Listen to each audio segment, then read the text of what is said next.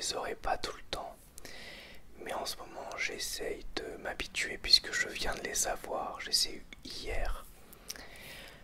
C'est des lunettes de repos, mais je vais beaucoup les utiliser pour lire, pour regarder des films, des séries, jouer aux jeux vidéo et pour mon travail, puisque je suis pas mal devant un ordinateur. Mais bon, j'espère que ça va pas trop briller. Mais là, comme il y a beaucoup de lumière, justement, du coup, ça me permet de m'habituer parce que j'ai du mal avec la lumière. Et ça va bien avec le thème du jour, puisque je vais vous présenter ma palle, comme disent les booktubers, ma pile de livres à lire. Ma pile à lire.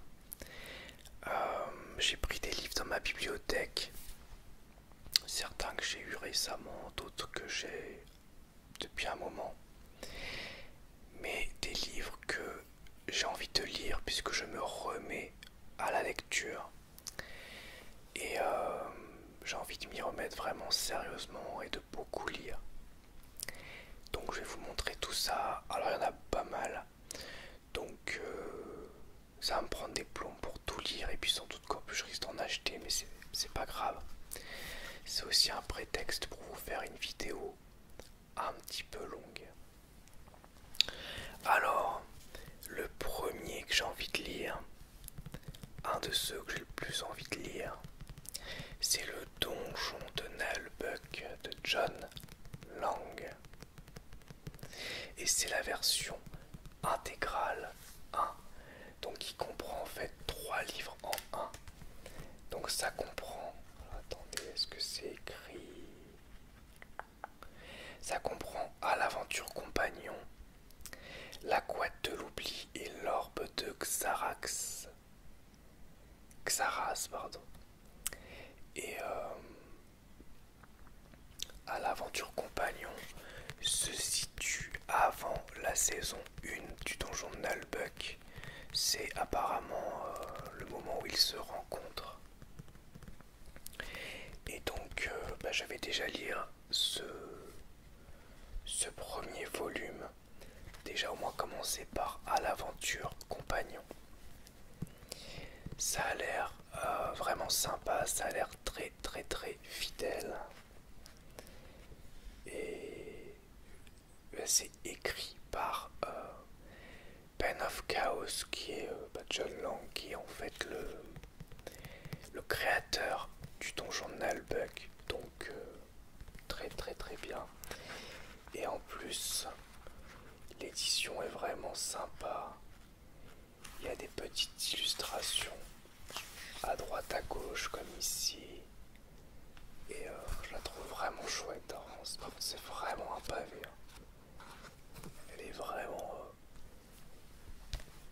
il est vraiment énorme. Il y a 1200 pages quand même. Mais il y a 2 intégrales. Donc je pense que je prendrai la deuxième quand j'aurai terminé celui-ci. Le Donjon de Nullbuck, si vous ne connaissez pas, c'est une parodie d'Heroic Fantasy, jeu de rôle, qui à la base est un... comment dire, c'est des épisodes audio à la base en MP3 qui ont été très populaires dans les années, je dirais 2000. Ouais, créé en 2001. Et moi, j'aimais beaucoup le Donjon de Nullbuck que j'avais découvert alors que j'étais au lycée, je crois.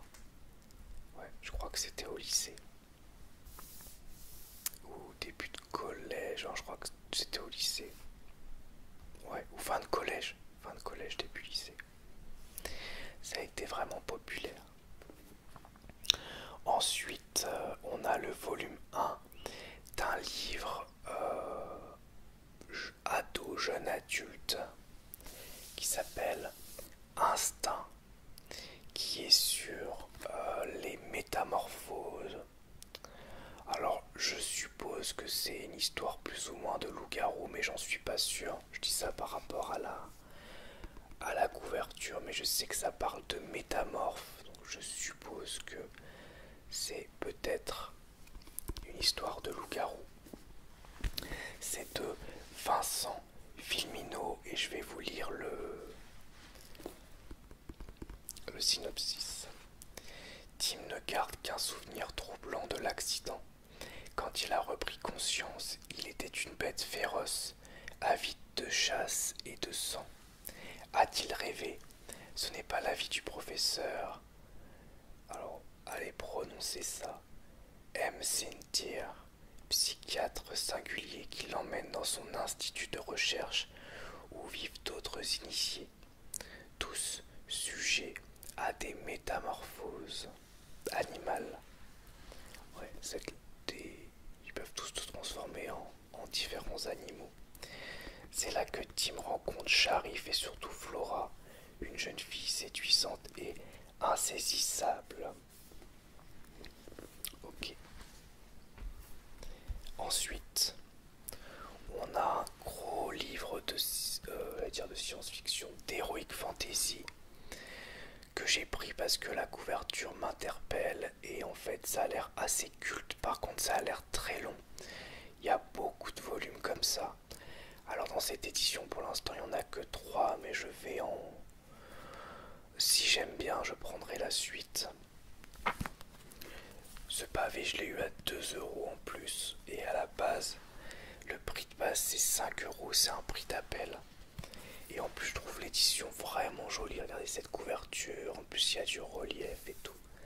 C'est l'épée de vérité de Terry Goodkind. Ouais, je vais vous lire le synopsis. Richard Cypher vivait paisiblement dans la forêt de Heartland jusqu'à ce qu'il sauve cette belle inconnue des griffes de ses poursuivants. Elle ne consent à lui dire que son nom, Callan, mais dès le premier regard, il sait qu'il ne pourra plus jamais la quitter. Il la conduit à son ami Zed, sans se douter que celui-ci est le grand sorcier que cherchait la jeune femme, car un tyran sanguinaire du nom de Darkenral s'est emparé des contrées du milieu. L'heure est venue pour Richard de recevoir la légendaire épée de vérité qui lui donne le terrible pouvoir de rendre justice. Une arme à double tranchant qui lui fera éprouver la souffrance de tous ceux qu'il tuera. Intéressant. Ainsi commence une extraordinaire quête à travers les ténèbres au nom de l'amour à n'importe quel prix. Ensuite, on a une très belle édition d'un classique de Lovecraft. C'est Dagon, je pense que ça se prononce comme ça. Dagon en version illustrée par Armel Colm. Donc c'est une histoire pas d'horreur. Je vais vous montrer un peu des illustrations. C'est vraiment ce qui m'a donné envie. Alors déjà parce que j'aime bien Lovecraft. D'ailleurs j'ai un autre petit livre que j'ai trouvé récemment et je vais vous lire une nouvelle de Lovecraft. Les dessins sont magnifiques, je trouve. En plus c'est le côté purement crayonné, ça me plaît beaucoup. Regardez les paysages et tout. Si on voit un peu d'autres choses, ça a l'air vraiment top.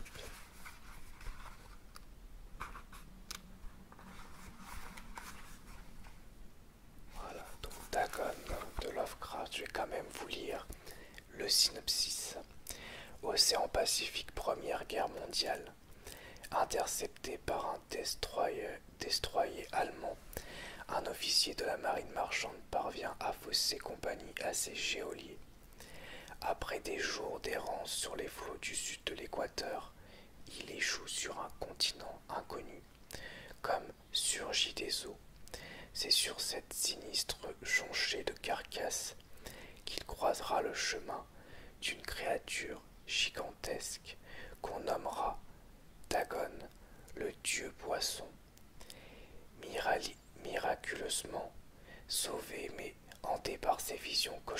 gigantesque. Il témoignera de l'expérience qu'il a laissée aux portes de la folie. Ouais. C'est dans la collection Les Carnets de Lovecraft, donc je suppose qu'il y en a d'autres. Mais je trouve l'édition vraiment jolie. Ensuite, on a Kurt Cobain, Nirvana, 1967-1994. Mais le titre, en fait, c'est juste Kurt, avec une photo de Kurt Cobain. Eh bien, c'est tout simplement une biographie de Kurt Cobain par le manager du groupe, Danny Goldberg, qui était manager de 90 à 94, donc vraiment pendant la période de gros succès de Nirvana. Donc c'est une biographie, hein. Les chapitres reprennent des périodes punk rock niveau débutant en nom de chapitre, Nevermind, donc le succès de Nevermind en 91 si je dis pas de bêtises, un succès international, fais attention à ce que tu désires, Vanity Fair, Citizen Kurt, Incesticide, In Utero, Kurt et la machine, La spirale infernale.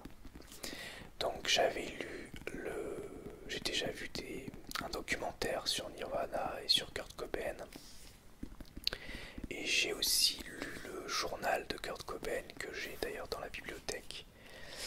Mais je trouvais ce livre très beau et je me suis dit que peut-être je pourrais apprendre plus de choses. Donc c'est maintenant dans ma pile de livres à lire. Ensuite, on a un classique des thrillers. C'est Dragon Rouge de Thomas Harris, qui a été adapté plusieurs fois en film et série. Évidemment la série Hannibal, mais aussi le film Dragon Rouge et aussi le film Manhunter qui a été traduit Sixième Sens en français, mais à ne pas confondre avec le film de Shyamalan. Cependant, si dans les films, dans la trilogie de films, Silence des Agneaux, Hannibal et Dragon Rouge, c'est le troisième qui est sorti. Dans la sortie des livres, c'est le premier qui est sorti. Donc c'est bien de commencer par celui-là, je suppose.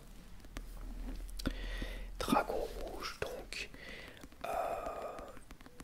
qui est l'histoire de notamment Hannibal Lecter, mais pas que, parce que de souvenir, il y a un autre tueur dans le livre. Et puis aussi, ça nous parle de Will Graham, qui est enquêteur. Et ça parle aussi de cannibalisme. Et oui, il n'y a pas de synopsis, donc je ne peux pas vous lire le synopsis. Je regarde quand même, mais non. En même temps, c'est un tel classique, ils ne se sont pas embêtés. C'est juste écrit. La première apparition du monstre le plus terrifiant et le plus fascinant, Hannibal Lecter, par l'auteur du Silence des Agneaux et d'Hannibal. Ok. Ensuite, on a Charlie 9 ou Charlie 9 de Jean Telet. Une édition que je trouve sympa. C'est une fiction historique, c'est-à-dire ça se base sur des faits réels, mais ça doit avoir un petit côté fictionnel pour le récit, hein, pour que ce soit cohérent, puisque évidemment il y a des dialogues, etc., et on n'était pas là. Ça parle de Charles IX, je vais vous lire le synopsis. Charles IX, vu de tous nos rois de France, l'un des plus calamiteux, à 22 ans, pour faire plaisir à sa mère, il ordonna le massacre de la Saint-Barthélemy, qui épouvanta l'Europe entière. Abasourdi par l'énormité de son crime, il sombra dans la folie, courant le lapin et le cerf dans les salles du Louvre, fabriquant de la fausse monnaie pour remplir les caisses désespérément vides du royaume. Il accumula les initiatives désastreuses. Transpirant le sang par tous les pores de son pauvre corps décharné, il mourut à 23 ans, haï de tous. Pourtant, il avait un bon fond. Ça n'a pas l'air trop long en plus. Le livre fait 220 pages, donc ça devrait aller vite. Je pense que c'est un des prochains que je vais lire, celui-là. Peut-être le prochain, quand j'aurai fini le livre des crimes au Japon de Max Guys, que j'aime beaucoup pour l'instant. Ensuite, on a l'illusion de Maxime Chatham que j'avais trouvé il y a un an. Je l'avais acheté il y a un an dans un genre de... dans un Emmaüs, ouais c'est ça. Dans un Emmaüs à Sassenage, qui est à côté de chez ma soeur en Isère. Et je ne l'ai pas encore lu, mais c'est un de mes auteurs préférés, j'aime beaucoup Maxime Chatham. J'aime beaucoup, que ce soit pour la trilogie du mal, la conjuration primitive et pas mal de ses autres livres. J'ai pas tout lu, mais j'en ai lu, je sais pas combien, pas loin d'une dizaine, je dirais. Et je vais vous lire le synopsis parce que là je ne connais rien. Je trouve juste que la couverture et l'édition est vraiment jolie. Bienvenue à Val Cario, petite station de ski familiale qui ferme ses portes l'été. Ne reste alors qu'une douzaine de saisonniers au milieu du bâtiment désert. De bâtiments déserts au pluriel, pardon. Hugo vient à peine d'arriver, mais déjà quelque chose l'inquiète. Ce sentiment d'être épié, ces visions qui le hantent, cette disparition soudaine. Quel secret terrifiant se cache derrière ces murs? Hugo va devoir affronter ses peurs et ses cauchemars, jusqu'à douter de sa raison. Bienvenue à Val Cario, une jolie petite station familiale où la mort rôde avec la gourmandise d'une tempête d'été. Un thriller haletant et effrayant, au dénouement vertigineux. Ok, il me reste 2 livres. Cette fois 2 petits livres. On a Le magasin des suicides. Il me semble que ça a été adapté en film d'animation, je crois. Mais je suis pas sûr, mais je crois que oui. C'est un livre apparemment qui manie l'humour noir. Sur un magasin qui vend des façons de se suicider aux gens. Vous avez raté votre vie. Avec nous, vous réussirez votre mort. Imaginez un magasin où l'on vend depuis 10 générations tous les ingrédients possibles pour se suicider. Cette petite entreprise familiale prospère dans la tristesse et l'humeur sombre jusqu'au jour abominable où surgit un adversaire impitoyable, la joie de vivre. Les amateurs d'humour noir vont se régaler, une farce aussi absurde que drôle. Agathe Fourniaux pour Le Point. Une fable déconcertante, grinçante et irrespectueuse, digne des Monty Python, au mieux de leur forme, pour tous ceux qui voudraient mourir de rire. Valérie Kantz McGarry, Madame Figaro. Ouais. C'est de Jean Delay. Ah mais c'est le même auteur, j'avais même pas vu. C'est le même auteur que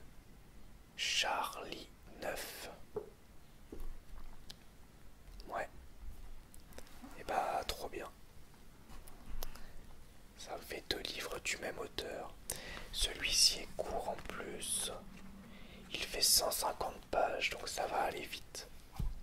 Je peux le lire en une soirée.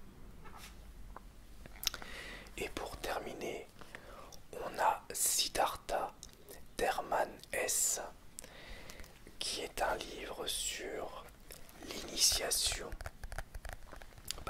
de Siddhartha, alias Bouddha. Alors, c'est un sujet qui m'a toujours intéressé. Je possède les 4 énormes pavés du manga sur Bouddha. Et quand j'étais plus jeune, j'avais lu une biographie de Siddhartha que j'avais trouvée passionnante. Mais j'ai oublié des choses. Et du coup, ce petit livre m'intéresse. C'est pas trop long en plus, ça fait 200 pages. Et ça a l'air d'être un temps vraiment précis de sa vie. Et c'est un classique. Un jour vient où l'enseignement traditionnel donné aux brahmanes ne suffit plus au jeune Siddhartha. Quand des ascètes samanas passent dans la ville, il les suit, se familiarise avec toutes leurs pratiques, mais n'arrive pas à trouver la paix de l'âme recherchée. Puis, c'est la rencontre avec Gautama le Bouddha, tout en reconnaissant sa doctrine sublime.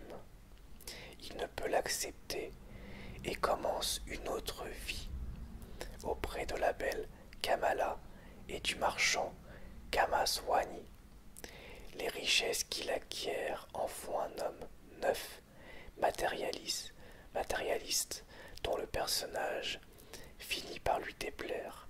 Il s'en va à travers la forêt, au bord du fleuve. C'est là que s'accomplit l'ultime phase du cycle de son évolution. Dans le cadre d'une Inde recréée à merveille, écrit dans un style d'une rare maîtrise, Siddhartha, roman d'une initiation, est un des plus grands de Hermann Hesse, prix Nobel de littérature. Intéressant. Voilà donc pour cette vidéo sur les livres que j'ai envie de lire. J'espère en tout cas que ça vous aura plu et je vous dis à bientôt pour une nouvelle vidéo ASMR. Au revoir, merci à tous.